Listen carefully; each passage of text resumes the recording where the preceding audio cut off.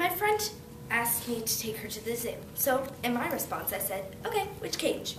Kidding. But way too many animals do go to the zoo just so they can be looked at and studied. Do you really want to be responsible for hundreds of animals dying? Many zoos have this endangered species program, yet they are still causing animals to be taken out of their habitat in order to go to the program. And the Minnesota Zoo, when animals become unappealing or grow up, they send them to slaughter each year. Zoo animals die in zoos because they can't roam, fly, or hunt to their needs. And once they're returned to the wild, that also leads to death because they don't know how to live in the wild. How do you think animals feel? Well, people practically give them a stare down, which causes them to be stressed every single day. How do I know this? Because a scientist went to study zoos and went to one zoo and saw an elephant sway its trunk back and forth over and over and over again and realized that this was a sign that it was very stressed and scared. And 48% of a lion's time in the zoo, it spends pacing. 40% of all elephants end up building stereotypic behavior. And animals will hunt through the glass, which is a sign that their hunting needs aren't being met. So what can we do?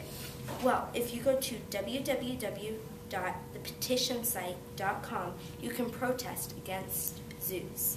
Or if you go to www.peta.org, you can write a letter to help them stop sending animals to slaughter. And if you're just dying to go to the zoo, you can always watch a nature channel such as Animal Planet instead of going to a zoo. And the Endangered Species Program is all right, but once they reproduce, they should teach them how to live in the wild and then return them. Now, my opponent may say it's for our study, but they're wrong because if they needed to study them, they could in their natural state. And they could just have one zoo instead of 355 with the same common animals such as elephants, giraffes, monkeys. Also, some zoos don't even study them, such as the Korean Zoo. They put a baby bear up to the glass and had lions pretend to attack it. Does that seem right to you? And in the same zoo, they put the baby bear in with the lions and the monkeys just to traumatize it to the point where it was screaming. My opponent may also say it's for our entertainment, but they're wrong because the Denver Zoo had 1.6 million visitors last year. But millions and millions go to the movies, so there are other options.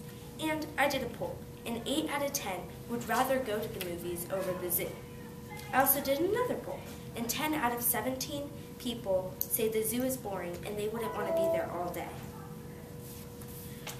So, today I have taught you why we should not have zoos. Why? Because killing animals, how animals feel, and then what we can do. And I proved to you why it's not for our study or for our entertainment. Now imagine, most of you have a pet, but imagine if it was stuck in its deathbed the rest of its life. 3, 2,